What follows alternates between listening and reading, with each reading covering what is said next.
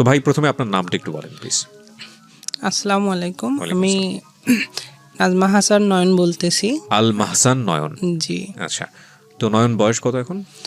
আমার এখন 24 24 এর মতো বয়স, ঠিক আছে। তো নয়ন, আপনি এখানে গল্প বলতে এসেছেন, মানে আপনি এই অনুষ্ঠানটা সম্পর্কে কি জানতেন আগে থেকে নাকি কারো কাছ থেকে শুনেছেন? না না, আমি আরো অনেক আগ থেকে ঢাকা FM 90.4 বিভিন্ন মানুষের গল্প বলা শুনি, বা যারা আসে বিভিন্ন গল্প বলে আর কি।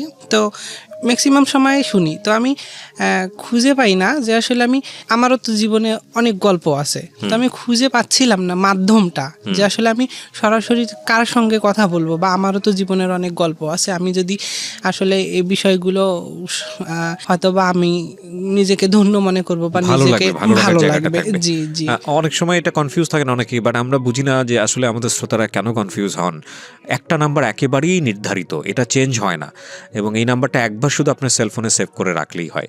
এমন হতে পারে আপনি সেভটা করে রাখুন যার হয়তো আপনার নিজের গল্প না, কিন্তু আপনি এমন একটা মানুষকে জানেন যার গল্পটা আপনার কাছে মনে হতে পারে যে রেডিওতে প্রচার করার মতো, তো তাকে গিয়ে আপনি নাম্বারটা দিতে পারেন, তাকে গিয়ে আপনি উৎসাহ দিতে পারেন। কারণ আমরা মনে করি একটা গল্প একটা কমিউনিটিকে চেঞ্জ করে দেয়। পৃথিবীতে যত বড় বড় মহিষী মানুষদের আপনারা কথা শোনেন, সেগুলো কিন্তু গল্প আকারেই হয়তো লিখিত ফর্মেটে আমাদের কাছে এসছে। সো গল্পটা খুব ইম্পর্টেন্ট, স্টোরিটা খুব ইম্পর্টেন্ট। জি, আমার জন্ম জেলা হচ্ছে রংপুরে। জি, বর্তমানে আপনি রংপুরেই থাকছেন? হ্যাঁ, রংপুরে।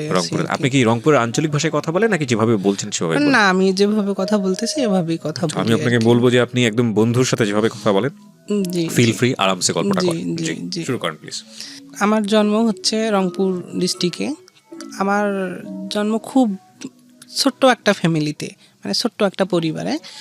আমার মা যখন আমাকে জন্ম দেয় আর কি, জন্ম দেওয়ার পরে জন্মগ্রহণ করার পরে আমার মার প্রথম বাচ্চা আমি, বা আমার মার প্রথম বাচ্চা হওয়ার পরে সবাই, আমার দাদি আছে যারা বা নানু নানি যারা আছে, তারা একটু খুশি হয় যে প্রথম বাচ্চা। বাবা কি করতেন আপনার? আমার বাবা কিছু করে না, কৃষি কাজ করতেন। হ্যাঁ, কৃষি কাজ করতো। মা হাউস ওয়াইফ ছিলেন, বাসায় কাজকর্ম করতো, বা পাশের আশেপাশে যাদের বাসায় কাজকর্ম করে খাইতো, এভাবে দিন যেত। মানে খুবই দরিদ্র একটা পরিবার। আপনি দরিদ্র বলতে একদম খুবই দরিদ্র আর কি, যার মা মানুষের বাসায় কাজকর্ম করতো, বাবা কৃষি কাজ করতো, এভাবে সংসার চলতো। যা হোক, পরে আমি জন্মের পর থেকে আমার কেন জানি একটা মানে অসুস্থতা, জন্মের পর হওয়ার পর দেখা গেছে মার বুকের দুধ পান করতে পারি না বা খাইতে পারি না। তারপরে আমার মারও বিভিন্ন প্রবলেম ছিল, বা মা আরও আগ থেকেই, মানে আমি যখন গর্ভে থাকা অবস্থায় আমার মার পেটে একটা টিউমার ছিল। আমি আসলে শুনি নাই, জানি না, মানে আমার খালা যারা আছে বা ফুপি যারা আছে তাদের কাছ থেকেই শুনতে পেরেছি আর কি। আমি পেটে থাকা অবস্থায় আমার মার পেটে টিউমার ছিল, প্লাস আমিও ছিলাম। তো সাধারণ মহিলাদের প্রেগনেন্সি অবস্থায় পেট যেরকম থাকে তার থেকে একটু আমার মার পেটটা একটু বড় বা বেশি বড় দেখা যায়। তো অনেকে বলে যে মানে হয় টুইং বেবি হবে বা 2টা বাচ্চা হবে আর কি। তো যাই হোক, একটা সময় আমি জন্মগ্রহণ করলাম, দেখা গেছে তখনও ওই যেমন ছিল তেমনই আছে পেট আর কি। বাচ্চা ডেলিভারি হয়ে গেলে একটু ভিনিশ হয় আর কি, স্বাভাবিক হয়ে যায়। তো তখন ওই একই অবস্থা আছে। তারপরেও মানুষ অনেকজন অনেক কথা বলা বলি করে। আমি তো জন্মগ্রহণ করলাম আল্লাহর রহমতে ভালোভাবে বাসায়। পরে আমার ওই সমস্যা আর কি, সমস্যার জন্য বিভিন্ন জায়গায় ঔষধ খাওয়ায়। তখন তো আজ থেকে 24 বছর প্রায় আগের ঘটনা। তখন দরিদ্র ফ্যামিলি, বা ভালো চিকিৎসা দেওয়ার মতো কোনো রকম আর্থিক অবস্থা ছিল না, বা কোনো কিছু ছিল না আর কি, যার জন্য বড় কোনো ডাক্তারের কাছে নিয়ে যাইতে পারে নাই। গ্রাম্য কিছু ডাক্তার আছে, তাদের কাছ থেকে ঔষধ নিয়ে আসছে, বা দেখা গেছে গ্রাম অঞ্চলে যে কবিরাজ থাকে, যারা কবিরাজের ঔষধ খাওয়াইছে আর কি। খাওয়ানোর পরে বেশ কিছুদিন পরে দেখা গেছে আস্তে আস্তে এটা বড় হতে থাকে আর কি, বড় আকার ধারণ করতে থাকে। হ্যাঁ, টিউমারটা। মানে আপনি এটা জন্মের পরের অবস্থা না জন্মের পেটে থাকা অবস্থা? না, এটা জন্মের আগ থেকে এরকম অবস্থা ছিল, বাট আমি যখন জন্মগ্রহণ করি তারপরেও কিন্তু ক্রমাগত বেড়ে যাচ্ছে আর কি, বাড়তেছে। তো পরে যখন বাড়তেছে তখন ওই ডাক্তার কবিরাজ দেখায়, আসলে অল্প দিয়ে তো কোনো কিছু হয় না। তখন ভালো কোনো চিকিৎসার প্রয়োজন ছিল, বড় কোনো ডাক্তারের শরণাপন্ন হওয়ার প্রয়োজন ছিল, কিন্তু দারিদ্রতার অভাবে সেটা হয়ে ওঠেনি। যা হোক, পরবর্তীতে আর কি 5 মাস বয়স আমার যখন আর কি, এরকম চিকিৎসা দিতে দিতে চিকিৎসাধীন অবস্থায় আমার আম্মা আর কি মারা যায়। আমার যখন জন্মের 5 মাস বয়স তখন আমার আম্মা মারা যায় আর কি।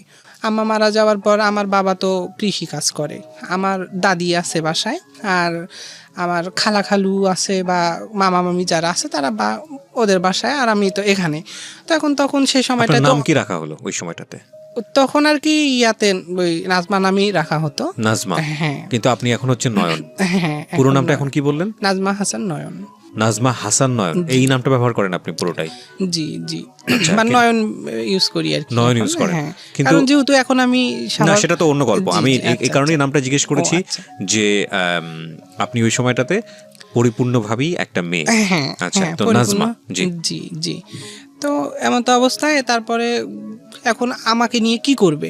বাবা তো মানুষের বাসায় কাজ করতে না গেলে পেট চলে না, পেটে ভাত যায় না। তখন আমাকে কি করবে? পরে আমার দাদি আমাকে লালন পালন করে আর কি 2-4 মাস। দেখা গেছে এমন কষ্ট যে একটা বাচ্চার যখন এখন জন্মের পর মা মারা যাচ্ছে, বিভিন্ন হরলিক্স বা বিভিন্ন ধরনের খাবার, গরুর দুধ, অনেক কিছু খাওয়াচ্ছে বা নিজে না পারলেও মানুষে হেল্প করতেছে। তখনকার ক্যাপাসিটিটা বা তখনকার পরিস্থিতিটা এমন একটা ছিল, দেখা গেছে যার একটু আছে তাদেরই প্রয়োজন মিটতো না। আচ্ছা। আর অন্যকে কি দিবে, এরকম একটা পর্যায়ে ছিল। গ্রাম অঞ্চল তো এরকম।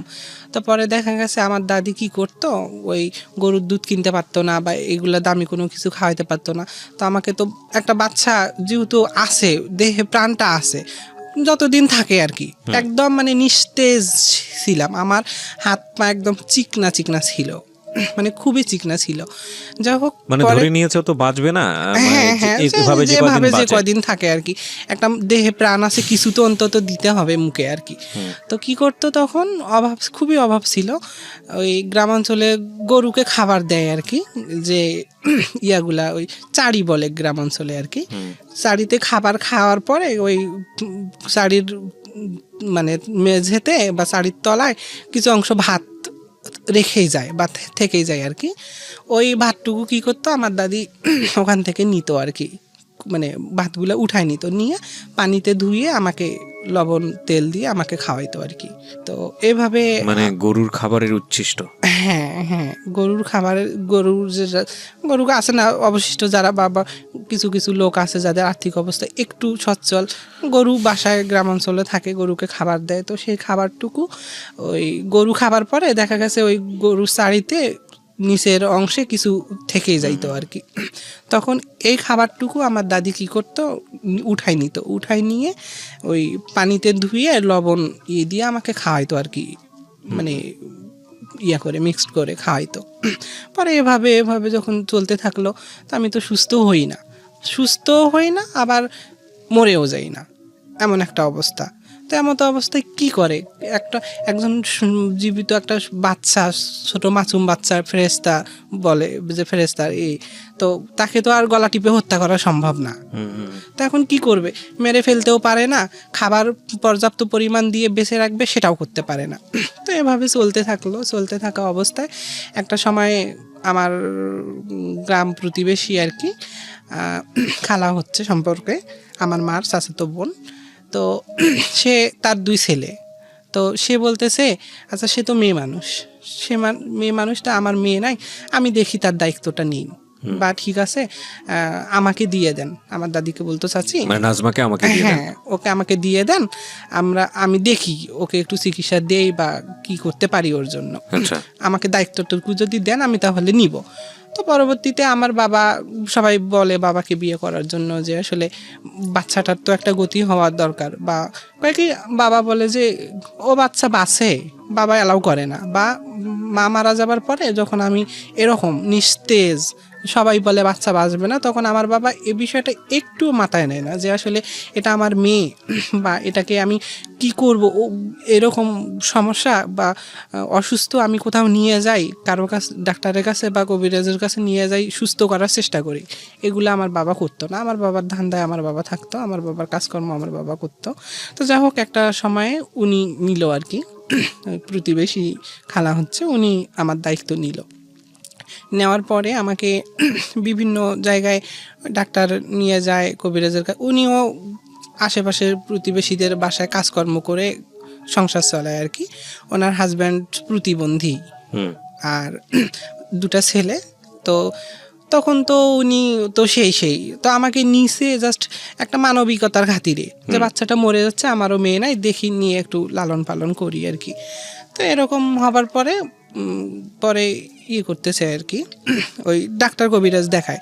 ডাক্তার কবিরাজ দেখার পর বিভিন্ন জায়গায় দেখানোর পরে একটা সময় দেখা গেছে আমি একটু সুস্থতার দিকে আর কি, আচ্ছা একটু মানে হাত পা নাড়াচাড়া করি ভালো, বা চোখ মেলি, বা কথা বলতে হা হু বাচ্চাদের মতো এরকম করি আর কি। তখন তো সবার মুখে একটু হাসি ফুটলো যে না, বাচ্চাটা মনে হয় আসলে বাঁচবে। তো যা হোক, তারপরে এভাবে সুস্থ হচ্ছি না। এখন ওই এর মতো অবস্থায় চিকিৎসা চলতেই থাকে। ওই ডাক্তারে বাজারে আর কি হোমিওপ্যাথিক ঔষধ যেটাকে বলে, সেই হোমিওপ্যাথিক ঔষধের একটা কোর্স দিত 6 মাস খাওয়ানোর জন্য। তো এটা 6 মাস খাওয়াইতো উনি। মানুষের বাসায় কাজ করে নিয়ে আসে, দেখা গেছে যখন যা পারে ডাক্তারকে দিত, তাতেই ডাক্তার হ্যাপি থাকতো, ঠিক আছে বাচ্চাটাকে বাঁচান তবু যদি বাঁচে। তারপরে এভাবে নিয়ে আসে, ওষুধ খাওয়ায়, একটু সুস্থ হই। তারপরেও এভাবে চলতে দীর্ঘ 5 বছর চলে যায়। সাধারণত তো এখন বাচ্চারা 2 বছর বা 1 বছর বয়সে হাঁটতে পারে, একটু 1.5 বছর বয়সে পরিপূর্ণ হাঁটতে শিখে। তো এভাবে 5 বছর হয়ে গেছে, তারপরেও আমি হাঁটতে পারি না, আচ্ছা উঠে দাঁড়াইতে পারি না আর কি। মানে এতটাই দুর্বল? হ্যাঁ, এতটাই দুর্বল, শরীর নিস্তেজ। আমি জাস্ট হাঁটুকু বলি বা কথাটুকু বলি এতটুকু, কিন্তু আমি উঠে দাঁড়াবো, আমার বয়স 5 বছর তখন, তো আমি উঠে দাঁড়াইতে পারি না। আচ্ছা, আমি উঠে দাঁড়াইতে পারি না, তো এটার চিকিৎসা কি? তখন একটু আরও ওর থেকে একটু ভালো চিকিৎসা দেওয়ার চেষ্টা করলো। একটা সময় দেখা গেছে 6 বছর যখন বয়স, আরও 1 বছর পরে ডাক্তার বলতো কি যে ওই বারান্দায় একটা লাঠি বেঁধে দিয়ে লাঠিটাতে ওর হাতটা রশি দিয়ে বাঁধি দিয়ে ওকে একটু এইদিকে ডাকেন আবার ওইদিকে ডাকেন, এরকম ডাকাডাকি করলে পরে দেখা যাক কি হয়। পরে যখন ডাক্তার এই সলিউশনটা দিল, বাসায় এসে তারা সেটাই করলো। বারান্দার পিলারে আর কি 2 সাইডে একটা লাঠি বেঁধে দিয়ে আমার হাত রশি দিয়ে ওইটার মধ্যে বাঁধি দেওয়া হতো, দাঁড় করায় আর কি। তো আমি তো পড়ে যাই, উঠতে পারি না। তো এরকম থাকতে দেখা গেছে একটা সময় আল্লাহর রহমতে একটু হাঁটতে পারতেছি বা হাঁটা শিখলাম দীর্ঘ 6 বছর পরে। তখন দীর্ঘ 6 বছর পরে আমি একজন মানুষ হিসেবে হাঁটতে শিখি, বা একটা বাচ্চা হিসেবে হাঁটতে শিখি। তো যাই হোক, হাঁটতে শিখলাম। হাঁটার পর তো আমার বয়স তো এদিকে অনেক চলে গেল। তারপরে আরেকটু সুস্থ হইলাম আল্লাহর রহমতে। আল্লাহ যতটুকু সুস্থ করলো, করার পরে বলে যে ঠিক আছে বাচ্চাটাকে স্কুলে দে। সবাই বলে, যখন আমার বয়স 8 বছর তখন, বা একটু চলাচল করতে পারি, দৌড়াদৌড়ি করে ঘুরতে পারি, খেলতে পারি, এরকম। তো তখন আর কি বলার পরে আমাকে স্কুলে দেওয়া হয়, প্রাক স্কুলে, গ্রামের যে প্রাক স্কুলগুলো থাকে ওই স্কুলে দেওয়া হয়। তো গ্রাম এই পাশ থেকে ওই অল্প একটু যাতায়াত, তো এইটুকু যাতায়াত করলাম, পড়াশোনা করলাম। আল্লাহর রহমতে আল্লাহ যতটুকু ভিতরে দিয়েছেন মোটামুটি লেখাপড়ায় ছিলাম আর কি, বা পড়তাম। যা আশা করতে প্রায় ক্লাস মানে ইবতেদায়ী পাশ করলাম আর কি, ব্রাক স্কুল পাশ করলাম। ক্লাস 5-এ পরীক্ষা দিলাম, পরীক্ষা দিয়ে পাশ করলাম।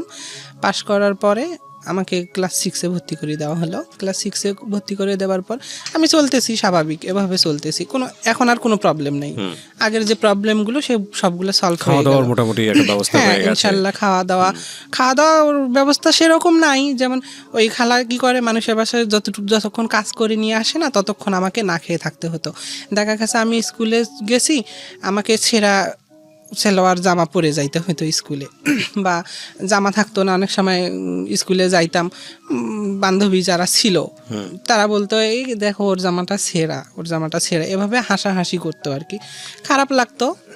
বাসায় এসে বলতাম, এরকম মুখজনে আমাকে এভাবে বলে, তো কয় আমাদের নাই, কি করব আমরা, তো এভাবে চলতে হবে। তখন কি করে, যাদের বাসায় কাজ করে বা আশেপাশে যারা থাকে তাদের কাছে আর কি নিয়ে আসে যে মেয়েটা তো একটু পড়াশোনা করে, একটু স্কুলে ভালো জামা পরে যাওয়া লাগে, তোদের মেয়ের থাকলে একটু দে।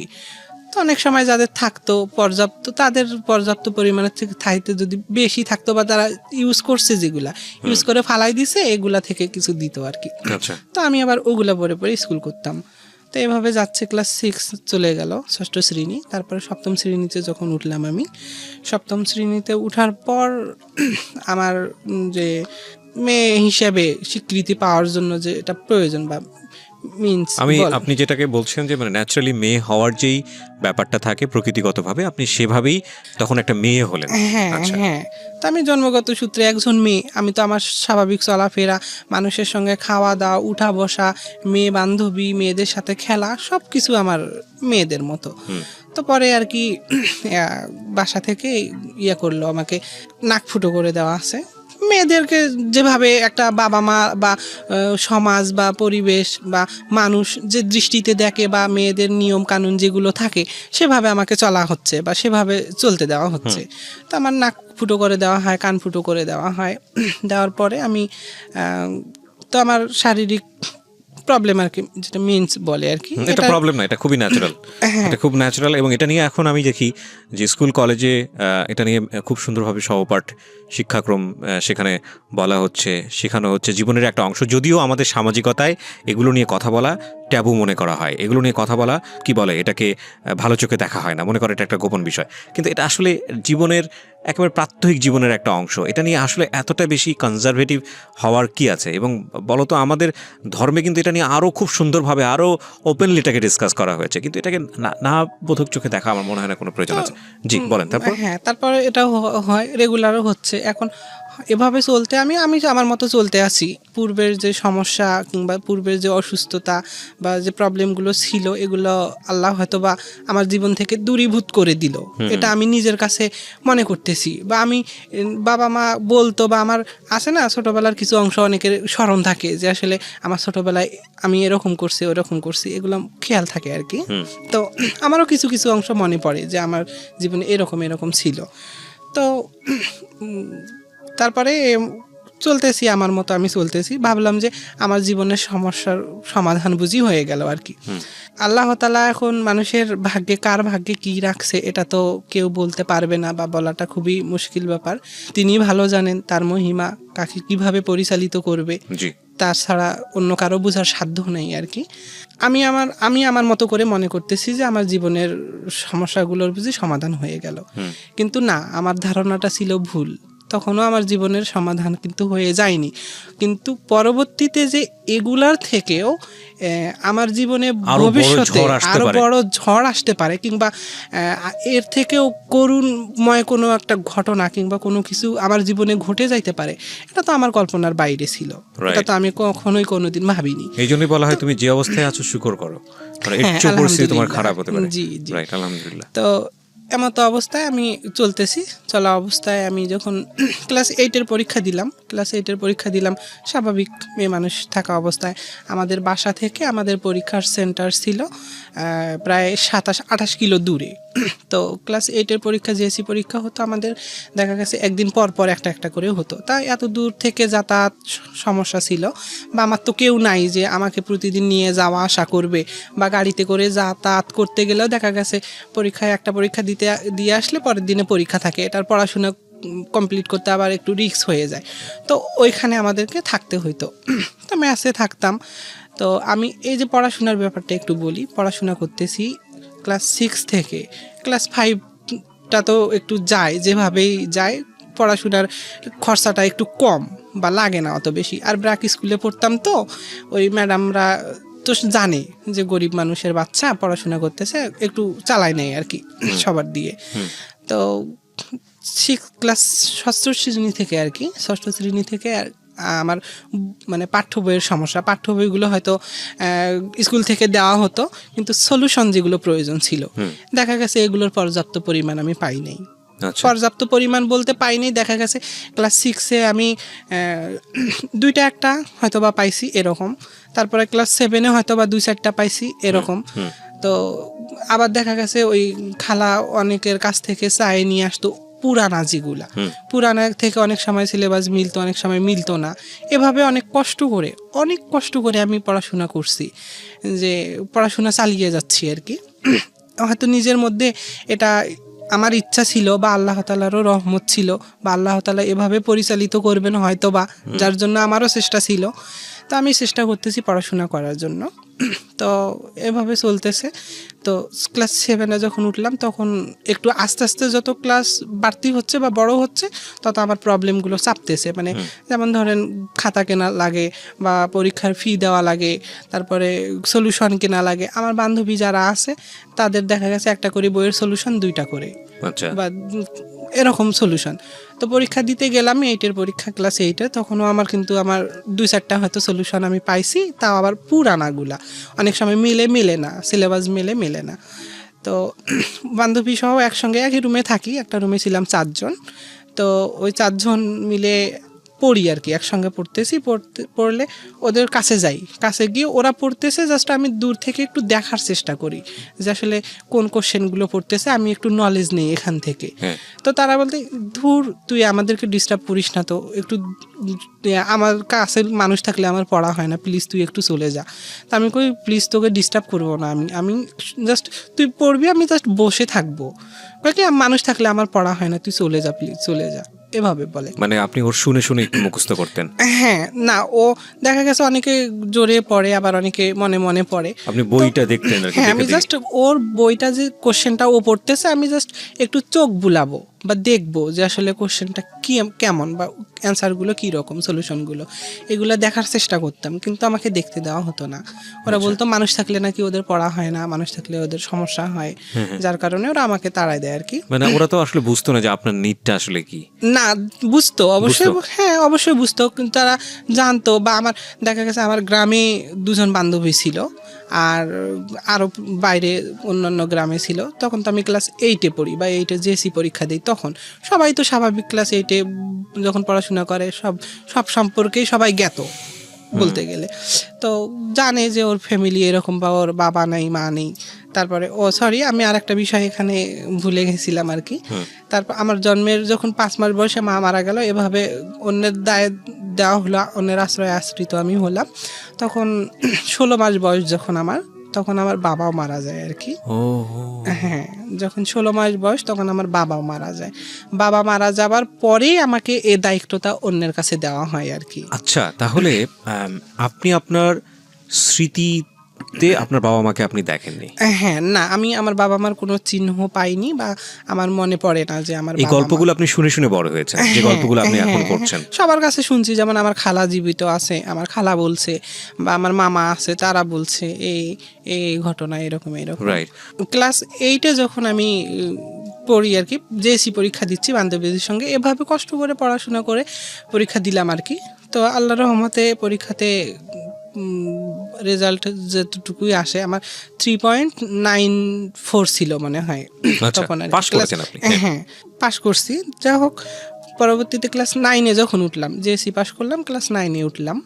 ক্লাস 9-এ যখন উঠি, ক্লাস 9-এ উঠার বুঝি 5-7 মাস গেছে আর কি, এভাবে গেছে। হঠাৎ করে আমার মেয়েলি যে প্রবলেমটা হয় আর কি, পিরিয়ড, এটা ইন টোটাল বন্ধ হয়ে গেল আর কি। আচ্ছা, ইন টোটাল বন্ধ হয়ে গেল। বন্ধ হয়ে যাওয়ার পরে এখানে আরও কিছু একটা ঘটনা ছিল, আমি বলতে চাই। হ্যাঁ, সেটা হচ্ছে যখন আমি ক্লাস 9-এ পড়ি, 9-এ পড়া অবস্থায় এই সময়কালে জেএসসি পরীক্ষা যখন দিতে গেছি আমি, ওখানে ম্যাসে থাকলাম। ম্যাসে থাকা অবস্থায় এক ছেলের সঙ্গে আমার পরিচয়। ও তখন, আমি যখন ক্লাস 8-এ জেএসসি পরীক্ষা দিই, ও তখন ইন্টার পরীক্ষা দেয় আর কি, মানে হয় কি ওখানে কি জানি করে। যা হোক, ওর সঙ্গে তখন আমার পরিচয় হওয়াতে একটা ভালো লাগা তৈরি হয় আর কি তার আর আমার মধ্যে। ওকে, মানে আপনার জীবনের ফার্স্ট লাভ বলবো কি? হ্যাঁ, প্রেমের সম্পর্ক ছিল ছেলেটার সঙ্গে? আচ্ছা, ফার্স্ট এটা। তো ওর সাথে আমার লাভ তৈরি হয়ে যায় বা একে অপরকে খুব। কি নাম ছিল ছেলেটার? নাম বলা যাবে নাকি বলতে চাচ্ছেন না? নাম না, আমি নামটা না বলতে চাই। সমস্যা নেই। ও কি আপনার স্কুলেই পড়তো? না, ও আমার পার্শ্ববর্তী এলাকার কেউ ছিল? পার্শ্ববর্তী এলাকার, মানে অন্য স্কুলে পড়তো আর কি। আমি মেসে ছিলাম, মেসে থাকা অবস্থায় ওর সঙ্গে আমার দেখা আর কি। আচ্ছা, ও অন্য মেসে ছিলেন? স্কুলে আপনি মেয়ে হয়ে মেসে ছিলেন মানে?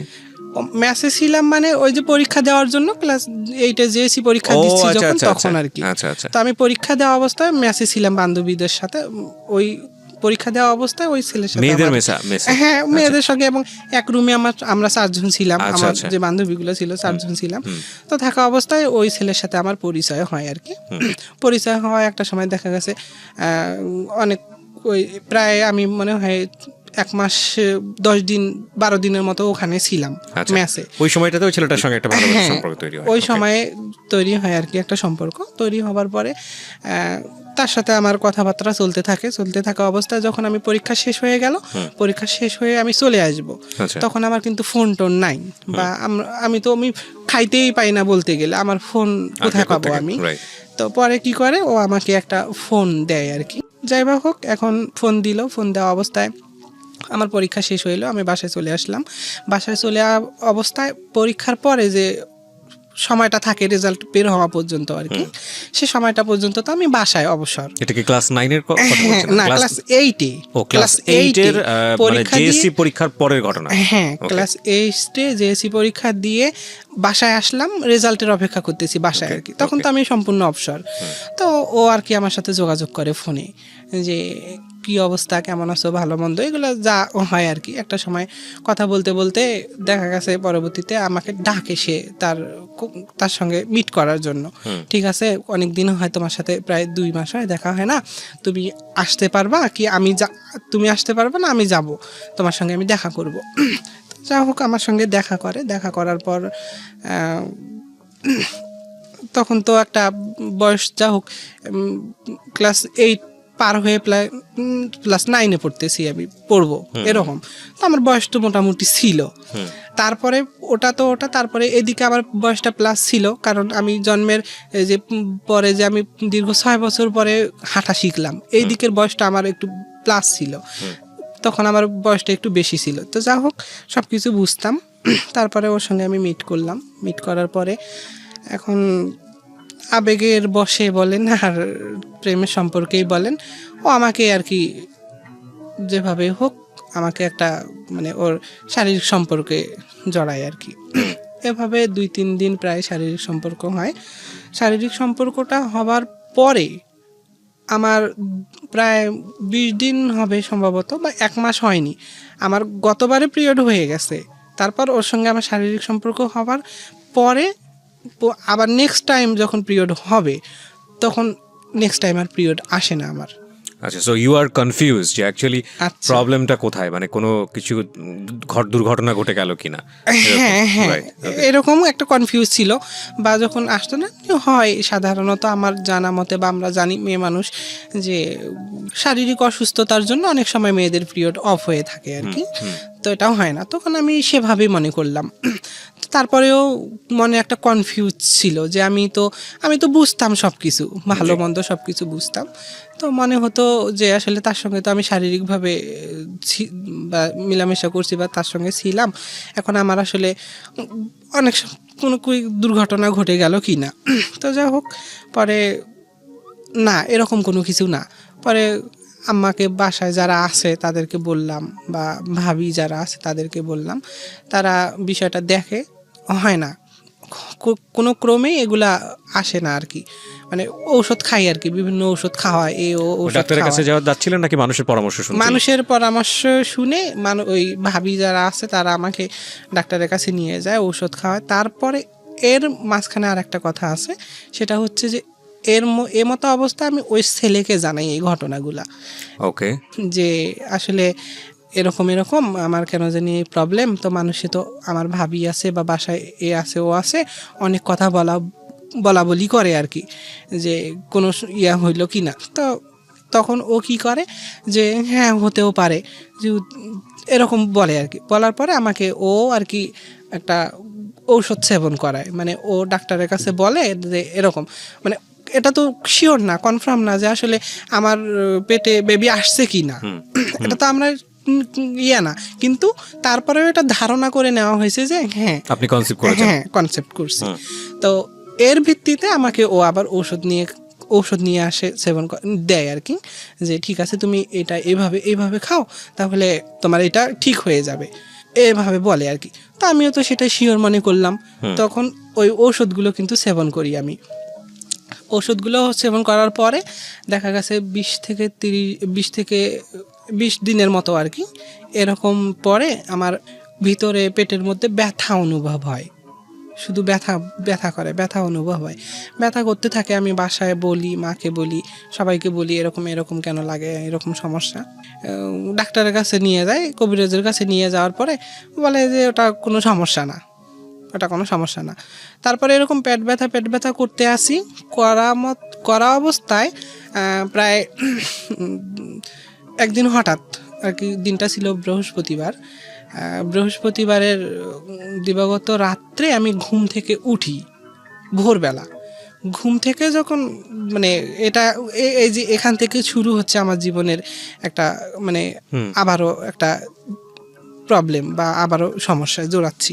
তো যা হোক, ঘুম থেকে উঠার পরে আমি মাথাটা ঘুরে আসে, মানে বাথরুমের চাপ আসে আর কি।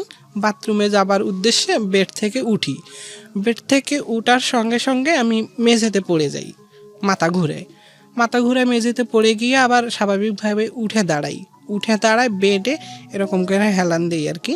দেবার পরে চোখ খোলার চেষ্টা করি আমি। তো চোখ আমি খোলার চেষ্টা করি, খুব মানে চেষ্টা করি যে চোখগুলো খুলতে পারতেছি না এরকম। তো অনেক সময় হয় না, ঘুম থেকে উঠলে চোখ লাগে, একটু অন্ধকার লাগে, এটা স্বাভাবিক। তো আমি ভাবতেছি এরকম কিছু, চোখ খুলতেছে না, ঠিক আছে চোখ না খুলুক, আমার নিজের রুম বা দরজা কোন দিকে আনুমানিক এটা তো বোঝা যাবে যে আসলে আমার রুমের দরজা এই দিকে। তো আমি দরজার উদ্দেশ্যে পা বাড়াচ্ছি। তো দরজার উদ্দেশ্যে যখন পা বাড়াচ্ছি তখন আমার পা উঠতেছে না, এর মধ্যেও কিন্তু চোখ খুলতেছে না, পা উঠতেছে না। তারপরে একটু বিচলিত হলাম বা ভয় পাচ্ছি যে কি ব্যাপার, আমার চোখ খুলতেছে না, পা উঠতেছে না, সব এত চেষ্টা করতেছি কিন্তু হচ্ছে না। তো আমাদের একটা রুম একটা বারান্দা, তো আমি থাকি রুমে আর যাদের আশ্রয় আশ্রিত তারা থাকে বারান্দায়। তো আমি তাদেরকে মা বাবা বলেই ডাকি আর কি, যেহেতু জন্মের পর আমার মা বাবাকে দেখি নাই, তাদেরকে দেখে বড় হয়েছি, তারাই আমার মা বাবা এরকম আর কি। তো আমি রুম থেকে বারান্দায় ডাক দিব যে আমার এমন লাগতেছে কেন, মা করে ডাক দিব, মুখ দিয়ে আমার কথা আসতেছে না। যখন মুখ দিয়ে কথা আসতেছে না তখন আরও বেশি ভয় ভিতরে ঢুকে গেল। আমি কিছু দেখতে পাচ্ছি না ঠিক আছে, কিন্তু এটা অনুভব করতে পারতেছি আমি। আসে না, এখন একটা সুস্থ মানুষও যদি চোখ বন্ধ করে আমি এটা করব ওটা করব বা এখন এটা করব তখন এটা করব, এটা তো বোঝা যায়, এটা তো সবাই বুঝতে পারে। তো সেরকম আমি চোখ খুলতে পারতেছি না ঠিকই, বাট আমি বুঝতে পারতেছি যে, অনুভব করতে পারতেছি, ফিল করতে পারতেছি যে আমার এগুলো হচ্ছে। আমি চোখ খুলতে পারতেছি না, আমি পা তোলার চেষ্টা করতেছি, পা তুলতে পারতেছি না, আমি মুখ দিয়ে কথা বলার চেষ্টা করতেছি। দাঁড়ায় থাকা অবস্থায় নাকি বিছানায় শোয়া অবস্থা? না দাঁড়ায় থাকা অবস্থা। ওই যে পড়ে গেলাম, পড়ে গিয়ে এগুলো সায়েন্সের ব্যাখ্যা আছে, অনেকে বলে বোবা ধরা, অনেকেই বিভিন্ন রকম ভাবে ব্যাখ্যা করে, সায়েন্সের ব্যাখ্যা আছে এগুলো। আপনার যা হয়েছে তাই বলেন। হ্যাঁ আচ্ছা, ওটা তো শুনছি আমি যে ঘুমন্ত অবস্থায়, ঘুমে থাকা অবস্থায় যখন ওই কথা টথা বলতে পারে না বা হাত পা নাড়াচাড়া করে বা অন্য রকম করে, এটা তো এমন না, আমি তো ঘুমে না তখন, সেন্স আছে। হ্যাঁ আমি তো ঘুম থেকে উঠে দাঁড়াইছি, উঠে দাঁড়ে মেঝেতে পড়ে গেছি, মেঝেতে পড়ে গিয়ে আবার স্বাভাবিক দাঁড়াইছি। আমি দাঁড়াই মেঝেতে স্ট্রেট দাঁড়ায় আমার এগুলো হচ্ছে, আমি এটা একদম স্পষ্ট বলতে পারতেছি বা বুঝতে পারতেছি যে এরকম হচ্ছে। তো মুখ দিয়ে চোখ খুলতে পারতেছি না, হাত পা তুলতে পারতেছি না, তারপরে বাইরে যে কাউকে ডাকবো মা করে বা অন্য কাউকে ডাকবো এরকম ডাকতেও পারতেছি না। তারপরে খুব ভয় ভিতরে লাগতেছে। তারপরে কিছুক্ষণ পর আমি মানে চোখ খুলতে পারি না, কিন্তু আমি বুঝতে পারতেছি যে আমার আশেপাশে একটা মানুষ আকৃতির ছায়া, এটা ফিল অনুভব করতে পারতেছি বা এটা অন্তর চোখে হয়তো দেখতে পারতেছি যে এটা দেখা যাচ্ছে, মানুষ আকৃতির ছায়া একটা আমার আশেপাশে ঘোরাঘুরি করতেছে। অনেক সময় হয় কি, দেখা গেছে আমরা চলতে চলতে রাত্রেবেলা যখন একা একা যাই, তখন চলতে মনে হয় যে আমার পিছনে বুঝি কেউ আছে, এরকম মনে হয় না? তো আসলে বিষয়টা এরকম হয়ে গেছে। তো আমার মনে হচ্ছে যে আমার চারিপাশে একটা ছায়া, মানুষ আকৃতির ছায়া ঘোরাঘুরি করতেছে। তো এইরকম অবস্থা থাকতে থাকতে হঠাৎ শরীর থেকে যেমন গোসল করলে পানি ঝরে যায়, তেমন শরীর থেকে গোসল করার মতো একদম আমার পানি বের হয়ে যাচ্ছে, ঘাম ঝরে যাচ্ছে। হ্যাঁ, ঘাম ঝরে যাচ্ছে। তো ঘাম ঝরে যাওয়ার পরে হঠাৎ করে যেমন মানে আকাশ চমকে ওঠে, আকাশ চমকে উঠলে অনেকে ভয় পেয়ে কেমন করে ওঠে না, কেঁপে ওঠে আর কি। তো এরকম হঠাৎ করে আমার মনে হচ্ছে যে আমার মনে হয় আকাশ চমকে উঠলো, উঠার পরে আমি একদম সমস্ত শরীর ঝিকে মিকে উঠে মানে ভয়ে ধাম করে একদম মেঝেতে পড়ে গেলাম। তো মেঝেতে পড়ে যাওয়া অবস্থায় আমি মানে গলা কাটা মুরগির মতো, গলা কাটা মুরগিকে যেমন গলা কাটলে ছেড়ে দিলে যেমন হাত পা নাড়ায় হয়, তো এরকম মনে হচ্ছে যে মেঝেতে আমি মুরগির মতো আর কি হাত পা শুধু নাড়াচ্ছি। এরকম মনে হয় আমি এখন আমার জীবনটা বুঝি চলে যায়, এরকম একটা অবস্থা। আমার কাছে নিজের কাছে মনে হচ্ছে যে আমার জীবনটা বুঝি চলে যাচ্ছে, এটা মনে হচ্ছে, বা আমি বুঝতে পারতেছি আমার এই ঘটনাগুলা বা সব কিছু আমি বুঝতে পারতেছি। তো এরকম কিছুক্ষণ প্রায় আধা ঘন্টা এগুলো চলতে আসে, আধা ঘন্টা 40 মিনিট এরকম চলতে আসে, কিন্তু আমি কাউকে কোনো কিছু বলতে পারতেছি না। তারপরে মেঝেতে যখন পড়ে গেলাম, পড়ে যাবার পরে গলা কাটা মুরগির মতো ধরপড়াচ্ছি। কিছুক্ষণ পরে এটা একটু সাইলেন্ট হলো বা স্বাভাবিক অবস্থায় ফিরে আসলাম। মানে মোট কথায় আমার অস্থিরতাটা বন্ধ হলো আর কি। বন্ধ হয়ে যাবার পরে আমি আবার স্বাভাবিকভাবে উঠলাম। স্বাভাবিকভাবে উঠে আবার ওই দাঁড়ায় থাকা অবস্থায় মনে হচ্ছে আমার ভিতরের নাড়ি ভুঁড়িগুলা সমুদ্রের ঢেউয়ের মতো ওলট পালট হচ্ছে, এরকম মনে হচ্ছে যে ভিতরে একদম নাড়ি ভুঁড়িগুলো একদম কেমন কেমন করতেছে, এরকম মনে হচ্ছে যে ওলট পালট করতেছে। তো এরকম কিছুক্ষণ হলো, হবার পরে আমি একটা সময় স্বাভাবিক অবস্থায় ফিরে আসলাম, বা আমার সেন্স আসলো বলতে আমি হাত পা নাড়াতে পারতেছি, আস্তে আস্তে চোখটা ঘুরলো। তারপরে বাহিরে যাচ্ছি আর কি। তো বাহিরে যাওয়া অবস্থায় আমার খুব বাথরুমের চাপ আসে। তো বাথরুমের চাপ আসাতে বাথরুমে যাই আর কি। বাথরুমে যায় আমি মানে প্রস্রাবের জন্য প্রেশার দিচ্ছি আর কি, যে প্রস্রাব আসুক, কিন্তু প্রস্রাব আসতেছে না আমার প্রস্রাব আটকে আছে, প্রস্রাব আসতেছে না। তখন ভিতরে তো তখন এটার অস্থিরতা অন্যরকম, আরো কোনো ক্রমে প্রস্রাব আসতেছে না। তো প্রস্রাব যখন আসতেছে না, বাসায় বললাম। বাসায় বলার পরে তখন আমি আমার ওই ঘটনাগুলো আর কি ফিল করতেছি বা বলতেছি বাসায়। আমার আম্মা আছে যে মা আমার একটু আগে ঘরে এরকম এরকম হলো বা এই ঘটনা হলো আর কি, এগুলো হলো। কয় কি বলো তুমি এসব, এগুলা বলতেছে। কারণ তখনও তো আমার কোনো চেঞ্জ আসে নেই, কারণ আমার একটা মানে এগুলো কি যেন একটা হয়ে গেল, এটা এরকম শুধু এইটুকুই জানা যে কি যেন একটা হয়ে গেল, তখন আমার সেন্স আসে নাই। তো এই যে বাথরুম আটকে আছে, এটা আসতেছে না, এটাই প্রবলেম। তো যখন এটা আসতেছে না, তারপর ওই অনেক চেষ্টা করতেছি, হচ্ছে না। তো পরে বাসায় বললাম, বাসায় বলাতে আমাকে ডাক্তারের কাছে নিয়ে গেল আর কি। ডাক্তারের কাছে নিয়ে যাওয়ার পরে ওরা তো ডাক্তার বিভিন্ন টেস্ট দিল, খুব স্বাভাবিক। আচ্ছা, টেস্টগুলো যখন দিল তখন টেস্টের মানে ব্যয়বহুল আর কি। যেমন মানে ওই টেস্টটুকু করানোর সামর্থ্য কিন্তু তখনও হয়ে ওঠেনি আমার বাবা মার, তখনও টেস্টটুকু সামর্থ্য হয়ে ওঠেনি। তো যা হোক, তো পরবর্তীতে এখন বাসায় আসলো, বাসায় এসে মামা আছে বা খালারা আছে, প্রতিবেশীরা আছে, সবাইকে একটু বলতেছে যে এই সমস্যা, একটু ডাক্তার দেখানো তো ইমিডিয়েটলি প্রয়োজন। তো একটু সবাই মিলে যা পারো যে আপাতত টেস্টটুকু করানো হোক বা ডাক্তারের কাছে নিয়ে যাওয়া হোক, প্রবলেমটা কি এটা দেখা হোক আর কি। হ্যাঁ, তো ডাক্তারের কাছে নিয়ে যাওয়া হয়। ডাক্তার পরে টেস্ট দিল আর কি। টেস্টের রিপোর্ট দেওয়ার পরে বলে যে এটা তো কোনো কিছু বুঝতেছি না আর কি, এভাবে বলে যে এটার কোনো কিছু বোঝা যাচ্ছে না, রাস্তা তো সব ক্লিয়ার আছে, কিন্তু এটা হচ্ছে না কেন, এভাবে। তো আমাকে প্রেশার দেওয়ার জন্য বলে যে বারবার প্রেশার দাও। তো প্রেশার দিতে এরকম 2 দিন কেটে গেল, কিন্তু আমার বাথরুম প্লাস প্রস্রাব এটা ভিতরে আটকা। আমি খাওয়া নেওয়া তো বন্ধ, বা বাসায় যারা আছে তাদেরও একটা চিন্তা ভিতরে, বা কি অবস্থা, কি হলো, কেন এরকম। তো এরকম থাকা অবস্থায় হঠাৎ করে রাত্রবেলা আমি খুব অস্থিরতা, মানে আমি সহ্য করতে পারতেছি না। ওই যে বললাম যে আমার জীবন যায় এমন অবস্থা। তো আমি ওই বাথরুমের জন্য চাপ দিতেই আছি রীতিমতো। তো একটা সময় দেখা গেছে ওই খুব জোরে প্রেশার দেওয়াতে রাত্রবেলা একদম কি হয়েছে, আমার মানে জরায়ু এবং জরায়ুর সাথে নারী একটা পেঁচানো ছিল আর কি, সে নারী সহ জরায়ু আমার একদম বাহিরে বের হয়ে আসে। ওহো, একদম পুরা জরায়ু সহ নারী আপনি তো বুঝতেন না যেটা জরায়ু বা ইউটেরাস, তখন তো বুঝতেন না, না, তখন তো যে কোনো বুঝতাম একটা না। মাংসপিণ্ড বের হয়েছে মানে এটা ভয়ঙ্কর একটা হ্যাঁ, ব্যাপার। আমি তো ভয়ে শেষ যে আসলে এটা কি হলো আমার। আমি তো মানে আবার মনে করতেছি কিরকম যে ওই যে বলতো এর আগে যখন আমার ছেলের সাথে রিলেশন ছিল থাকা অবস্থায় এটা হলো যে কনসেপ্ট ও করছি আচ্ছা, কি করে না, ফেললে এটা বেবি বের হয়ে যাবে হ্যাঁ, এরকম কিছু আমি একটা। মনে করছি এটা বুঝি এটাই, ও, এরকম মনে করতেছি। ওকে। তো যা হোক, ওটা বের হয়ে যাবে মানে ওটা একদম ক্লিয়ার হয়ে যাবে, কিন্তু ওটা ক্লিয়ার হচ্ছে না। পরে আমি ভাবিকে ডাকলাম বা যারা আছে তাদেরকে ডাকলাম, ডাকার পরে তারা তো দেখে তারা অভিজ্ঞ মানুষ বা এ বিষয়ে জ্ঞাত মহিলা মানুষরা, তারা জানে যে এটা জরায়ু। তো জরায়ুটা আমার বাইরে বের হয়ে আসে, তখন তো আমাকে নিয়ে কান্নাকাটি একটা বিশৃঙ্খলা সৃষ্টি হয়ে গেল। আল্লাহ মাফ করুক।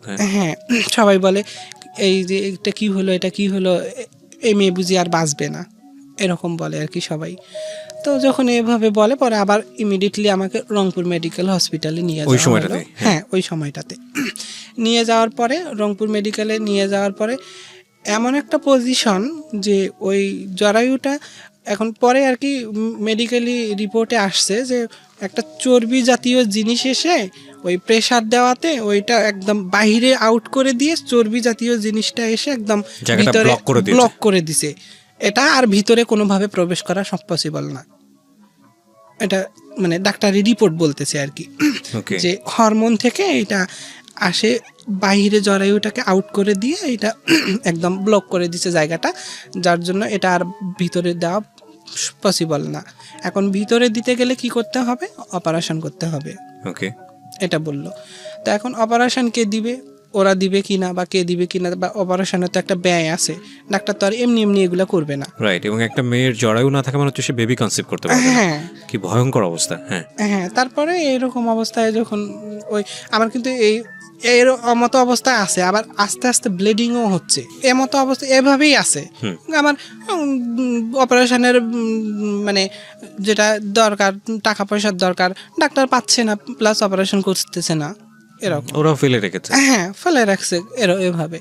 তো যখন ফেলে রাখছে পরে বাসা আসলো, আমাকে ভর্তি দিল আর কি। ভর্তি দেওয়ার পরে বাসা আসলো, বাসায় এসে চেয়ারম্যান ছিল, মেম্বার ছিল যারা, তাদেরকে বলার পরে তারাও হেল্প করলো।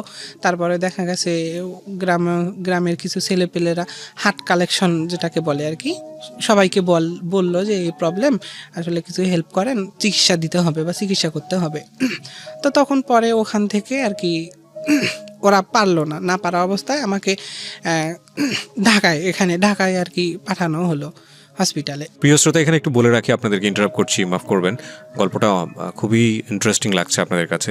আপনারা আমার ইউটিউব চ্যানেলে আসলে কিন্তু ওকে দেখতে পাবেন, এবং ওনার পুরো গল্পটাই আমি ইউটিউব ভার্সন করে আমার ইউটিউব চ্যানেলে আপলোড করেছি। আপনারা যদি ওকে দেখতে চান ভিডিও আকারে, এটা কিন্তু আছে। এবং ওনার যেই মেয়ে বয়সের যে ছবিটা, উনি আমাদের জন্য একটা ছবি নিয়ে এসেছেন আজকে, রাইট? ওনার যখন মেয়েলি অবস্থার যে ছবিটা, নাজমা তো এখন নয়ন হয়েছে, আপনারা গল্পের ট্রান্সফরমেশনের মধ্যে রয়েছেন। তো এগুলো সব আমার ভিডিওতে আছে, আপনারা গেলে ওখানে দেখতে পারবেন। আমার যেখানে গেলে আপনারা দেখতে পারবেন সেই ইউটিউবের ঠিকানাটা বলছি, www.youtube.com/RJKibriya FM। আমি আবারও বলছি, www.youtube.com/RJKebriaFM। চ্যানেলটি আছে কিব্রিয়া আরজে নামে, এটা ইউটিউবে ভেরিফাইড চ্যানেল। আপনারা ওখানে গিয়ে অবশ্যই ওনাকে দেখতে পারেন, এবং একই সাথে আরও অনেক ভিডিও আছে ওখানে চাইলে আপনারা দেখতে পারেন। এবং ইফ ইউ ওয়ান্ট, আপনি যদি চান, আমি আপনাকে মানে বলবো না যে বিনীতভাবে রিকোয়েস্টও করবো না, ইফ ইউ ওয়ান্ট, আপনি চাইলে আমার চ্যানেলটি সাবস্ক্রাইবও করতে পারেন। আচ্ছা, জি বলেন। তারপরে তখন হার্ট কালেকশন বা সবার কাছে হেল্প নিয়ে আর কি গেল ডাক্তারের কাছে। যাওয়ার পরে ওখান থেকে তাদের পক্ষেও এটা সম্ভব ছিল না, যে অপারেশনটা খুব ক্রিটিক্যাল ছিল। হার্ট কালেকশন মানে হার্টের মধ্যে পয়সা তুলেছে আপনার জন্য, মানে বাজারে দোকান যেগুলো থাকে তাদের কাছ থেকে আর কি একটা হেল্প, যে সাহায্য করেন অসুস্থতার জন্য চিকিৎসা দেওয়া হবে। তখন আর কি কিছু টাকা হবার পরে আমাকে ওখানে যাওয়া হলো, আবার যেখানে ভর্তি দেওয়া হয়েছে। পরে ওনারা ওদের মাধ্যমে আসলে অপারেশনটা হয়নি বা ওরা করতে পারেনি। পরে আমাকে বলতেছে, ঠিক আছে, আমাদের দ্বারা এটা হয়তো বা হবে না, আপনারা ঢাকায় নেন। আচ্ছা, তো পরে ঢাকায় নিয়ে আসছে। তখন আপনি ক্লাস 8 থেকে 9-এ উঠতেছেন হ্যাঁ। এইরকম সময়। হ্যাঁ। 8-এর পরীক্ষা মানে জেএসসি পরীক্ষার পরের যে হ্যাঁ। গ্যাপটা, এই সময়ের ঘটনা এগুলো। হ্যাঁ, আচ্ছা। হ্যাঁ। তারপরে এভাবে চলতেছে, চলার পরে আমাকে ঢাকায় নিয়ে আসা হলো। ঢাকায় নিয়ে আসে চিকিৎসা দেওয়া হলো। চিকিৎসা দেওয়ার পরে এখানে ওই একই অবস্থা। পরে কি করলো, মানে ওই ডাক্তারিভাবে কোনোভাবে আর কি না, মানে জরায়ুটা কেটে ফেলা হলো। ইউটেরাসটাকে ফেলে দিল? হ্যাঁ, জরায়ুটাকে কেটে ফেলা হলো। আপনাদেরকে ইনফর্ম করা হয়েছিল যে ইউটেরাসটা ফেলে দিলে কি হবে? হ্যাঁ, বলা হয়েছিল? প্লাস বলা হয়েছে যে এটা কোনোভাবে সম্ভব না। ঠিক আচ্ছা, আছে, এখন তখন তো আর কিছু করার এখানে নেই। জীবন মরণের প্রশ্ন হয়ে Right, দাঁড়িয়েছে। right. তখন তো আর পসিবল না যে এটাকে কোনোভাবে রাখি বা কোনো কিছু করি। যাই হোক, ওই জরায়ুটাকে কেটে ফেলা হলো। কেটে ফেলায় ওই জরায়ুর সঙ্গে যে নারটা ছিল আর কি, নার বলে যেটাকে, পেঁচানো ছিল, ওইটা খুলে দিয়ে ওই জরায়ু কেটে ফেলছে। তারপরে আস্তে আস্তে আস্তে আস্তে এটা অটোমেটিকলি ভিতরে চলে যায়। না, কিন্তু এখানে ইউরিনের তো একটা এক্সিট হওয়ার একটা ব্যাপার আছে। এতদিন তো আপনি কিভাবে আপনি কি করেছেন, মানে আপনার কি পেট ফুটো করে বা কোনো কিছু করে এটার ব্যবস্থা করেছিল নাকি ওইভাবেই আছেন? না, তো যখন আমার ওই যে জরায়ু বের হয়ে আসলো, মানে আমার সব ক্লিয়ার হয়ে গেল। ও, জরায়ু বের আসার সঙ্গে সঙ্গে আপনার সব ক্লিয়ার হয়ে গেছে? হ্যাঁ। আচ্ছা, জরায়ু যখন বের হয়ে আসে তখনই আমার মানে বাথরুম প্রস্রাব সব ক্লিয়ার হয়। তখন শুধু থেকে সমস্যা ছিল ইউটেরাসটা কি করবেন, মানে ভিতরে নিতে পারতেছেন না। হ্যাঁ, তো যাই হোক, পরে যখন জরায়ুটা কেটে ফেলা হলো, কেটে ফেলার পরে নার যেটা ছিল ওটা আস্তে আস্তে ভিতরে গেল। যাওয়ার পরে তো এই জরায়ু কেটে ফেলাতে আরো বেশি ক্রিটিক্যাল অবস্থা হয়ে গেল, যে আমি বাঁচা না বাঁচার প্রশ্ন হয়ে দাঁড়ালো এখানে, যে আমি বাঁচবো না বাঁচবো এরকম। কেন? তো এটা জানি না কেন ডাক্তাররা পরে ওই জরায়ুটা কেটে ফেলাতে কি সমস্যা হয়েছিল সেটা আমার কাছে জ্ঞাত না। আমি তো ওই কেটে ফেলাতে আর কি পরে আমার জীবন মরণের প্রশ্ন হয়ে দাঁড়ালো এখানে। আমি আইসিইউ এর মধ্যে 13 দিন ছিলাম। 13 দিন থাকা ঢাকা মেডিকেলে? হ্যাঁ, ঢাকা মেডিকেলে আইসিইউ এর মধ্যে 13 দিন ছিলাম আমি। আচ্ছা। তো 13 দিন থাকা অবস্থায় এই 13 দিনের মধ্যেই আর কি, মানে 13 দিন পরে যখন আইসিইউ থেকে আমাকে বের করা হলো, বা 13 দিন আইসিইউ এর মধ্যে থাকা অবস্থা আমি একটু ইমপ্রুভ হলাম। পরে ইমপ্রুভ হয়ে আমাকে বেডে দেওয়া হলো। তো বেডে দেওয়ার পরে আমি আমার শারীরিক চেঞ্জটা বুঝতে পারি। কিরকম? যেমন কীরকম চেঞ্জ এখানে বলি। চেঞ্জ বলতে কীরকম, যে আমি তো বরাবর ওয়াশরুমে যাওয়া আসা করতেছি প্রস্রাব পায়খানার জন্য, বা যাচ্ছি আর কি। তো যাওয়াতে বুঝি যে যখন আমি প্রস্রাব করি, প্রস্রাব করতে গিয়ে একটা মানে নারী অংশ, মানে এরকম নার জাতীয় একটা বাহিরে বের হয়ে আসতে চায়। ওকে, আচ্ছা, এরকম মনে হয় যে যখন প্রস্রাব করতে আসি তখন মনে হয় যে একটা নার জাতীয় কোনো কিছু। নার মানে আপনি বলছেন ইটস লাইক আ পাইপ বা নলের মতো কোনো কিছু? হ্যাঁ, নলের মতো কিছু, যে মানে বাহিরে বের হয়ে আসতে চায়। এখানে একটু ইন্টারাপ্ট করছি, ভিডিওতে যারা দেখছেন এবং একই সাথে অডিওতে যারা শুনছেন, প্লিজ আজকের এই এপিসোডটাকে আপনারা মেডিকেল সায়েন্সের জায়গাটা থেকে নেবেন। এগুলো বোঝানোর জন্যই আমরা এই জিনিসগুলোকে এক্সপোজ করছি, কারণ অনেকেরই অনেক ধরনের কোয়েশ্চেন থাকতে পারে। And most importantly, I am not a doctor, I am not a physician. উনি যেটা বলছেন সেগুলো যে একদম ফুল ইনভেস্টিগেট করে আপনাদের এখানে উপস্থাপন করা হচ্ছে তা নয়। আপনারা চাইলে ওনাকে সন্দেহ করতে পারেন, আপনারা চাইলে অবিশ্বাসও করতে পারেন, আপনারা চাইলে আপনাদের জায়গাটা থেকে পুরো গল্পটাকে বাদ দিয়ে দিতে পারেন, সেই সুবিধা আছে।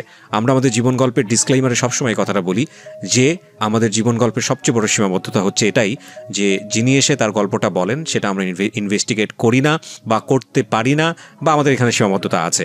সুতরাং উনি যে কথাগুলো বলছেন সেগুলো অতিরঞ্জিত করে বলা, সেগুলো ভুল বলা, বা সেগুলো মিথ্যা বলা, কিংবা সেগুলোর মধ্যে অনেক কিছু যোগ বিয়োগ করা, সেগুলোর ব্যাপার হতেই পারে, এবং সেখানে আপনার অবিশ্বাসের বিষয় থাকতেই পারে। সুতরাং বিশ্বাস অবিশ্বাস একেবারেই আপনার নিজস্ব, এই বিষয়টা আমরা লিবার্টি দিচ্ছি আপনাকে। ওকে, বলেন। তারপরে ওই নলের মতো একটা বের হয়ে আসতে চায় এরকম মনে হয়। তো আমি পরে ডাক্তারের সঙ্গে বিষয়টা শেয়ার করি আর কি, বা আমার তখন তো আপনি মেডিকেলে আছেন? হ্যাঁ, তখন আমি মেডিকেলেই আছি। আমি মেডিকেলে এ টু জেড আমি 2 মাস 15 দিনের মতো ছিলাম আর কি। তো ডাক্তারের কাছে বললেন? হ্যাঁ, ডাক্তারের কাছে শেয়ার করলাম। তারপরে আবার ডাক্তার টেস্ট দিল আর কি, আবার নতুন করে টেস্ট। তো এই টেস্টগুলো দেওয়ার পরে এই টেস্টগুলো এখন কিভাবে আবার এই টেস্টগুলো করাবে, এটার সামর্থ্য তখনও ছিল না, এরকম অবস্থা। তো তারপরে আবার ওই বাসায় গেল, বাসায় গিয়ে আবার যে কোনোভাবে ম্যানেজ করলো আর কি, কারণ এখানে যেহেতু জীবন মরণের প্রশ্ন হয়ে দাঁড়িয়েছে, একজন মানুষকে বাঁচানো ফরজ। তো বাঁচানোর জন্য যা করা লাগে আর কি, বা বাসায় যা হয়তো কিছু কিছু অংশ বা কিছু জিনিসপত্র ছিল এগুলো অন্যের কাছে বিক্রি করলো, করার পরে আমাকে নিয়ে আসে দেওয়া হলো আর কি। তারপরে আমাকে ওই ডাক্তার টেস্ট দিল, টেস্ট দেওয়ার পরে টেস্টের রিপোর্টে বলতেছে যে না, এটা কোনো সমস্যা না, এটা যে ওই যে জরায়ুটা কেটে ফেলা হয়েছে, জরায়ু কেটে ফেলা অবস্থায় এটার হচ্ছে বা এটা নার ওই নলটা বা নারী যেটাকে বলে নার যেটা ওটা ভিতরে গেছে বিধায় ওই বাইর হয়ে আসছিল, তো বাইর হয়ে আসাতে আবার ভিতরে চলে গেছে, যার জন্য রাস্তাটা ক্লিয়ার আছে, যখন প্রস্রাবের প্রেসার দিচ্ছে তখন এটা বাইরে আসতে চাচ্ছে, এরকম আর কি ডাক্তাররা বলতেছে বা ডাক্তারের রিপোর্টে এরকম বলতেছে। কিন্তু ডাক্তারের রিপোর্টও এখানে তখন এরকম মানে এটা কোনোভাবে ধরতে পারে না, ডায়াগনোজ করতে পারে না। তারপরে যখন এরকম হচ্ছে, হবার পরে আরও কিছুদিন যাচ্ছে, এভাবে আরও 1 সপ্তাহ বা 10 দিন গেল, যাবার পরে আমি মানে ওই বুঝতে পারি যে মানে মানে পুরুষ লিঙ্গের মতো আর কি, পুরুষ লিঙ্গের মতো বা ছোট বাচ্চা যেমন লিঙ্গ যেরকম সেই আকৃতি বা সেই রকম ধরন বোঝা যাচ্ছে উপরে, এটা যে উপরে এরকম একটা আকৃতি বোঝা যাচ্ছে। আচ্ছা, তো যখন বোঝা যাচ্ছে তখন ডাক্তাররা এটা বলল যে ঠিক আছে, এটা আমরা বিষয়টা দেখবো। তখন ওই ডাক্তাররা সেমিনার করলো আর কি, বোর্ড মিটিং করলো, বোর্ড মিটিং করে বিষয়গুলো ভালোভাবে দেখার সিদ্ধান্ত নিল আর কি, যে বিষয়টা যেহেতু অন্যদিকে যাচ্ছে এখন, যেহেতু এটা এরকম বোঝা যাচ্ছে এটা আসলে কি, তখন আমাকে নিয়ে ডাক্তাররা গবেষণা করে আর কি, বা বোর্ড মিটিং করে। মিটিং করার পরে আমাকে পরবর্তীতে দেখে, তারা বিভিন্ন টেস্ট করার পরে টেস্টগুলোতে দেখে যে এটা নাকি ওদের রিপোর্টে বলে যে হরমোন থেকে এটা এই প্রবলেমটা ডায়াগনোজ করলো যে এটা একটা প্রবলেম এবং হরমোন ইমব্যালেন্স হওয়ার কারণে বা যে কোনো কিছু হওয়ার কারণে এই সমস্যাটা তৈরি হচ্ছে। জি জি ওকে, জি, হরমোন প্রবলেমের জন্য এটা আসলে এরকম। তো পরে ডাক্তাররা যখন বোর্ড মিটিং করলো, করার পরে আসলে তারা একটা সিদ্ধান্তে গেল যে আসলে বিষয়টা কি বা কি করা প্রয়োজন আর কি। তো তখন তাদের হাতে যখন আর কোনো ওয়ে ছিল না, তখন তারা কি বলল, আমাকে বলল যে হচ্ছে বাইরে যাওয়ার জন্য, দেশের বাইরে। হ্যাঁ, বলতেছে এটা তো আসলে খুব ক্রিটিক্যাল প্রবলেম, এর থেকেও মানে ওই শুরুতে যখন আমার জরায়ু অপারেশন করলো আর কি, কেটে ফেলার পর পরবর্তীতে এখন আবার একটা অপারেশনের নোটিশ করলো আর কি তারা, যে অপারেশন করতে হবে, এটাকে যদি দূরীভূত করতে চান, ঠিক আছে, এটা নাকি সম্পূর্ণ হরমোন থেকে মানে ফিজিক্যালি একটা প্রবলেম আর কি বলতেছে। তো আপনারা ও তো একজন মেয়ে মানুষ, তো মেয়ে মানুষ এখন ওর শারীরিক সমস্যা বা হরমোনের জন্য এটা একটা প্রবলেম, তারা এটা বলতেছে যে এটা একটা প্রবলেম। তো এই প্রবলেমটা সমাধান করতে গেলে ওর অপারেশনের প্রয়োজন আছে, বা অপারেশনটা করতে গেলে অপারেশন দেখা গেছে অনেক ব্যয়বহুল এবং অনেক রিস্ক, পেশেন্ট মানে বাঁচতেও পারে আবার মরে যেতেও পারে, এরকম আর কি। তো তখন আমার বাবা মা বলে যে ঠিক আছে, আমাদের তো এমন কোনো সামর্থ্য নেই যেটার মাধ্যমে আমরা এটা করব। তো আমার মেয়ে যাই হোক মানে মানুষ আছে, এটা বলে যে মানুষ আছে। অনেক সময় অনেক জায়গায় আমরা শুনি যে আল্লাহ প্রদত্তভাবে অনেক কিছুই শুনতে পাই যে এটা এই জায়গায় অমুক এমন হয়েছে বা অমুক জায়গায় এরকম হয়েছে, অনেক কিছু শোনা যায়। তো যাই হোক, এটা আর কি তাদের ধারণা। তারা বলে যে আমার মেয়ে মানুষ আছে, মানুষ বাদে আর অন্য কোনো কিছু হয়নি, ও যা আছে তা থাক। এখন অপারেশন করতে গিয়ে যদি সে যেখানে যদি বাঁচা মারার প্রশ্ন হয়ে ওঠে, সে যদি বাঁচতেও না পারে, জীবনের সাথে এতটা যুদ্ধ করে এত দূর নিয়ে আসে আমরা কিভাবে তাকে হারাই, এটার চিন্তা করে আর কি। তো এই চিন্তা করাতে তারা সব কিছু ছেড়ে দিল, কাছে ঠিক আছে আপনারা ওইটা বাদ দিয়ে এদিকে কি করা যায়, আপনারা সুস্থ করতে যা লাগে সেটা করেন আর কি। মানে বিষয়টা হলো এরকম যে ওর শরীরে যে পরিবর্তনগুলো আসতেছে সেগুলো আপনারা ছেড়ে দেন, কিন্তু বাকিটুকু যতটুকু আপনাদের ওকে সুস্থ করার জন্য যা করা লাগে সেইটুকু করেন আর কি।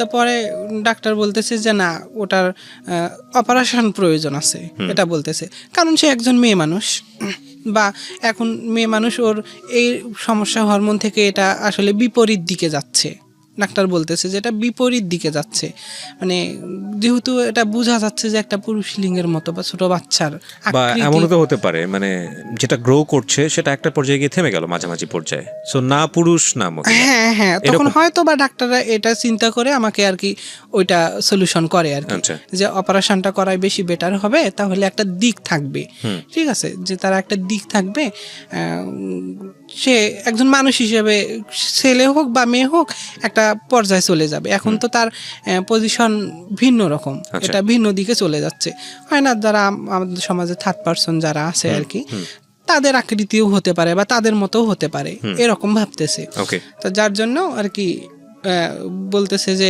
অপারেশনের জন্য, তা বলতেছে আমার বাবা মা বা ফ্যামিলি থেকে যারা আছে তারা বলতেছে এটা তো আমাদের পক্ষে কখনো সম্ভব হবে না এত টাকা ব্যয় করা বা এত কিছু করা। যা হোক, এর আগেও আমরা মানুষের কাছ থেকে সাহায্য নিলাম, ওর কাছ থেকে সাহায্য নিয়ে অনেক কিছু করলাম, বারবার তো আর মানুষ দিবে না।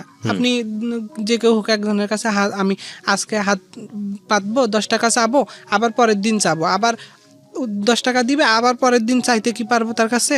আর তো চা সম্ভব না। তো এভাবে বললো, বলার পরে ওরা ওটা ছেড়ে দিল, দেওয়ার পরে ঠিক আছে সমস্যা নাই, আপনারা যেটা চান সেটা হবে আর কি, আমরা প্রাথমিকভাবে যেটা চিকিৎসার প্রয়োজন আছে সেটা আমরা দিই, ওটা ওভাবে চলুক। তো ওরা ওইভাবে চিকিৎসা দিল, দেওয়ার পরে আমি কি করলাম, বাসায় কি ওখানে থাকা অবস্থায় আমার ক্রমাগত দিন দিন এটা আসলে বেড়েই চলছে। আচ্ছা, তো ওখানে ছিলেন আপনি কতদিন? ওখানে আমি 2 মাস, প্রায় 15 দিনের মতো 2 মাস 10-15 দিনের মতো আপনি ওখানে ছিলেন, তার মানে ওইখান থাকা অবস্থায় কি আপনার একটা চেঞ্জটা কি কমপ্লিটলি? হ্যাঁ, ওইখানে আমি যখন ওই যে বললাম আইসিইউ এর মধ্যে ছিলাম 13 দিন, আইসিইউ এর মধ্যে থেকে আমাকে যখন বের করা হলো, বের করার পরে আমার এই চেঞ্জটা আসে বা আমি বুঝতে পারি এই চেঞ্জটা। তো এটা কি একবারে কমপ্লিট হওয়া পর্যন্ত আপনাকে ওখানে রেখেছিল না নাকি? না না, এটা কমপ্লিটও হয়নি। আচ্ছা, তারপরে যখন এরকম হবার পরে ডাক্তার বলতেছে ঠিক আছে আমরা যতটুকু চিকিৎসা দেওয়ার ততটুকু দিচ্ছি।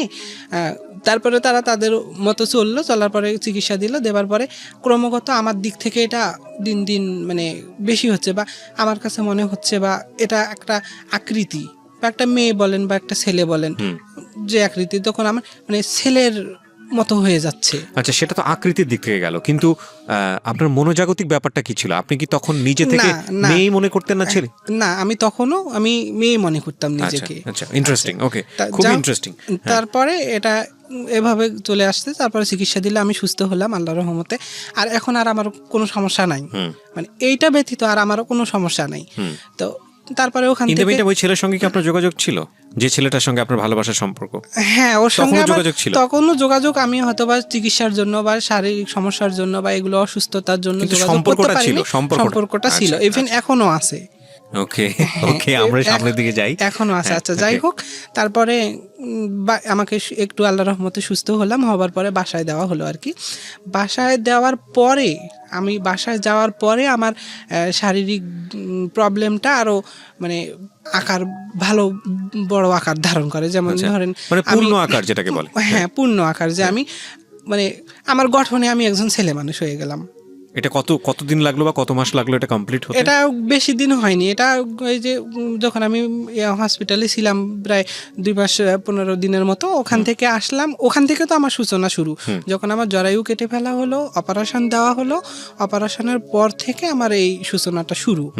তো এই মতো অবস্থায় চিকিৎসা দেওয়া হলো, জাস্ট শারীরিক দিক থেকে আমাকে সুস্থ করে বাসায় পাঠানো হলো, কারণ ওখানে থাকলে যতদিন থাকবো তত ব্যয়। ঠিক আছে, কিন্তু ওখান থেকে আসার কয় মাসের মধ্যে আপনি কমপ্লিট একটা ফর্ম যেটাকে বলে কমপ্লিট চেঞ্জ?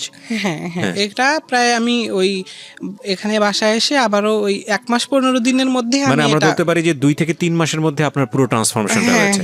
ওকে, এরকম হয়ে গেছে। তো যাই হোক, পরে আমি বুঝতে পারলাম বা বাসায় যখন আসলাম, আসার পরে এটা এভাবে হলো। তখনও আমি মেয়ে মানুষের ভাবে মতো চলি, বা মেয়ে মানুষের লেবাস বা মেয়ে মানুষের, আমার মাথায় এত বড় চুল ছিল, আমার ছবিটা দেখলে হয়তো বুঝতে পারবেন। ছবিটা আমি দেখাচ্ছি, আমাদের দর্শকেরা আছেন তারা দেখতে, যদি এখন স্লাইডে আমি দেখাতে না পারি, আপনারা একদম গল্পের শেষ পর্যন্ত ওয়েট করবেন, আপনারা একেবারে গল্পের শেষে গিয়ে আপনারা ছবিটা পাবেন। হ্যাঁ, তো যাই হোক, আমার চুল এত বড় ছিল, পরে আমি সেভাবে চলতে আসি, চলার পরে একটা সময় এটা যখন আমি নিজে বুঝতে পারলাম যে আসলে আমার শারীরিক গঠনটা ছেলে মানুষ, বা আমি ছেলে মানুষ, এটা ইজিলি বোঝা যাচ্ছে। একটা ছেলে মানুষের যৌনাঙ্গ আলাদা, মেয়ে মানুষের যৌনাঙ্গ আলাদা, বা আমি মেয়ে ছিলাম কেমন ছিলাম এটা তো বুঝি, বা এখন ছেলেদের না, যৌনাঙ্গ কিন্তু এখানে কেমন। একটা কথা আছে নয়ন, আচ্ছা, এখন আমি আপনাকে নয়ন বলেই সম্বোধন করি, যদিও কিছুক্ষণ আগে আমি আপনাকে নাজমা বলেছি। সেটা হলো যে এটা তো একদিনে হয়নি, 3-4 মাস একটা লম্বা সময় যদিও বলা যায়। হ্যাঁ, কিন্তু এই যে ট্রান্সফরমেশনটা হচ্ছে, তাহলে তো এটা আপনি মানে মানসিকভাবে প্রস্তুতি নেওয়ার সময় পেয়েছেন যে না আমি ছেলের দিকে যাচ্ছি, ছেলে হয়ে যাচ্ছি। হ্যাঁ। তার মানে তো আপনার একটা মানসিক প্রস্তুতি বোধহয় আগে থেকেই ছিল, পরিবারের সদস্যরা বসে বিষয়টা নিয়ে প্রিপেয়ার ছিল নাকি, কি বলবেন? হ্যাঁ, অবশ্যই ছিল, কারণ আমার এই সমস্যা তো যখন তারা দেখতে পারতেছে তখন অনেকেই, তারপরে এটা একটা সময় কি হলো, বাস্ট হয়ে গেল। মানে এটা ঘরের মধ্যেই ছিল, বাইরে কেউ জানতো না? হ্যাঁ, বাইরের কেউ জানতো না, কিন্তু আমি এই মতো অবস্থা আবার ওই আমার রেজাল্ট বের হলো আর কি, রেজাল্ট মানে জিএসসি রেজাল্ট। হ্যাঁ, জেএসসি রেজাল্ট বের হয়ে আমার ক্লাসে ভর্তি হওয়ার কথা, তখন আমার মানসিক অবস্থা সম্পূর্ণ আলাদা, কারণ আমার সব মানে অন্যরকম হয়ে গেছে, কারণ আমার শারীরিক সমস্যা বা আমার আদার্স অনেক প্রবলেমের জন্য আমি মাথা পুরাই হ্যাং হয়ে গেছে, আমি আর আমার মধ্যে নাই, এমন একটা অবস্থা। তো যাই হোক, পরবর্তীতে এটা কি করলাম, বাসায় জানালাম। বাসায় জানা অবস্থায় একদিন আমার বান্ধবী আর কি আমাদের বাসায় আসে, মানে আমি বাইরে থেকে মানে চিকিৎসা করে বাসায় সুস্থ হয়ে আসছে, আমাকে দেখার জন্য আসে আর কি, দুইজন, মানে একজন আসে পরপর, দুইজন পরে আসে আর কি। আসার পরে তখন আমি তাদের কাছ থেকে কোনো এক বিষয়ে তাদের কাছে আমি এটা শেয়ার করে ফেলি, যে কি জানি কথায় তাদের সঙ্গে শেয়ার করতে ফেলি যে আসলে এরকম আমার ঘটনাটা কেমন, মানে আমার কেমন জানি একটা শারীরিক চেঞ্জ, বা আমি এই জায়গাতে আমি ছেলে মানুষের মতো লাগে, ঠিক আছে। তখন ওরা বলে, কি বলিস তুই এসব আলতু ফালতু কথা কেন বলিস, এগুলো বলতেছে, তার মানে তোদের বিশ্বাস হয় না, না এরকম করে বলতেছে, কয় না আমার বিশ্বাস হয় না। তা ঠিক আছে, বিশ্বাস না হয় আমাকে মানে ফেস কর, মানে প্রুফ দেখা। হ্যাঁ, যে ফেস কর, চার্জ কর, যে আমি আসলে যেটা বলতেছি আমার কথার সঙ্গে কতটুকু মিল আছে আর কি। তখনও তো তারা জানতো আমি মেয়ে মানুষ, তারা আমাকে মেয়ে সার্চ করতে তো কোনো প্রবলেম না। তো কি এইসব বলে আজেবাজে কথা, দেখি তো এক পরে সার্চ করে দেখে যে হ্যাঁ, বিষয়টা আমি যা বলছি সেটাই, যে আমি সত্য। পুরুষ মানুষ, হ্যাঁ, এরকম, বা পুরুষ মতো বোঝা, যে স্পষ্ট এটা বোঝা যাচ্ছে। না, রাইট। তারপর আচ্ছা, তারপরে ওরা এইটা দেখে চমকে গেছে, কয় কি এটা কেমন কথা, এটা কি দেখলাম আমরা, এরকম মনে করতেছে। বলা অবস্থায় এরা ওখান থেকে এক দৌড়, মানে আমি যে তাদেরকে ধরবো যে শোন এখন কাউকে বলিস না, বা এটা কি, বা আল্লাহ কি করতেছে না করতেছে এটা তো আমি বুঝতেছি না, কাউকে বলিস না, জাস্ট আমি তোদের সঙ্গে শেয়ার করছি, তোদের মধ্যে থাকা আপাতত, এইটুকু বলার আমি তাদেরকে সময় পাইনি। তো তারা দৌড়ে গিয়ে, মানে তার আতঙ্কিত একটা বিষয়, রাইট। তো আতঙ্কিত বিষয় দেখে সবাই আতঙ্কিত হবে, এটাই স্বাভাবিক। তো ওরা যখন ফেস করছে, করার পরে দৌড়ে বাসায় চলে গেছে, বাসায় গিয়ে ওদের মাকে বলছে, কয় মা এরকম নাজমান ও আমাকে এগুলো আজকে বলতেছে হঠাৎ করে, তা আমরা মানে কি বলি সেগুলো কথা দেখি, ফেস করতে গিয়ে তারা হ্যাঁ এরকম এই তো ওদের সর্বনাশ, এক কথা দুই কথা, এক কান দুই কান করে তো পুরো বাসায় যখন ওরা জানার পরে বলতেছে কি বলি সেসব, পরে ওরা আবার আমার বাসায় আসলো, ওর মা মানে আমার বান্ধবীর মা, ওরা আসলো আমার গ্রামের আর কি, গ্রাম প্রতিবেশী বান্ধবী, একই ক্লাসে